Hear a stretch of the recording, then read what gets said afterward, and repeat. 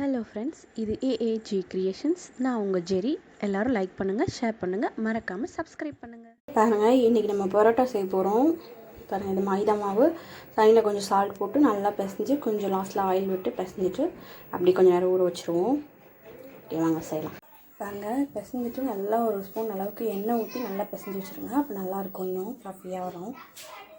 பாருங்கள், நல்லா பிசைஞ்சு வச்சாச்சு. இது இப்படியே கொஞ்சம் நேரம் ஊறட்டும். பாருங்கள், மாவு நல்லா புஸ்னு ஊறிச்சு. சூப்பராக இருக்குது, புஸ்குன்னு. இப்போ நம்ம பரோட்டா தேய்ச்சிக்கலாம். இதுக்கு நான் கிச்சன் டாப் தான் யூஸ் பண்ணுறேன். நல்லா ஆயில் ஊற்றிட்டு மாவு எந்த அளவுக்கு முடியுமோ அந்தளவுக்கு நல்லா பெருசாக விரிச்சிட்டு அப்படியே சுருட்டி எடுத்து திருப்பி தேய்ச்சிக்கோங்க ரவுண்டாக வச்சு. அவ்வளோதான், வேறு ஒன்றுமே இல்லை. ஈஸியாக செஞ்சிடலாம். நல்லா வெந்த பிறகு நல்லா திருப்பி போட்டு ஆயில் விட்டு நல்லா வேக வச்ச பிறகு எடுத்து சைடில் வச்சு நல்லா தட்டணும். அப்போ லேயராக பிரிஞ்சு வரும். ஃபஸ்ட் நமக்கு வேகிற மாதிரி தெரியாது, ஒன்றா இருக்கும், நல்லா தெரியும். நல்லா வெந்த பிறகு எடுத்துகிட்டு இந்த மாதிரி தட்டினோன்னா, சைடில் தட்டினோன்னா சுட்டி வச்சுருப்போம்ல, அது லேயராக எடுத்து வந்துடும். நல்லா வந்துடும். பரோட்டா கடையில் வாங்குற மாதிரி வந்துடும்.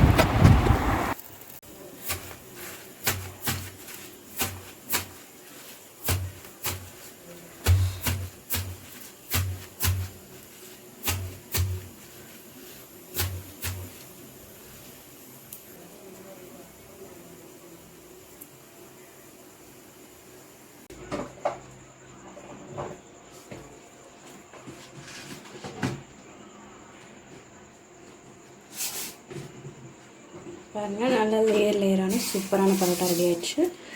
ஓகே, எல்லோரும் செஞ்சு சாப்பிட்டு பாருங்கள். சாப்பிட்டு பார்த்துட்டு எப்படி இருக்குன்னு சொல்லுங்கள்.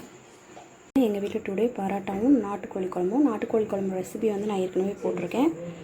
பாருங்கள், பரோட்டா நம்ம வீட்டிலே பண்ணது நல்லா லேயராக எவ்வளோ சூப்பராக சாப்பிட்டா வந்திருக்கு பாருங்கள். ஓகே, எல்லோரும் செஞ்சு சாப்பிட்டு பாருங்கள். சாப்பிட்டு பார்த்துட்டு எப்படி இருக்குன்னு சொல்லுங்கள். ஓகே, பாய். நாட்டுக்கோழி குழம்பு ரெசிபி அந்த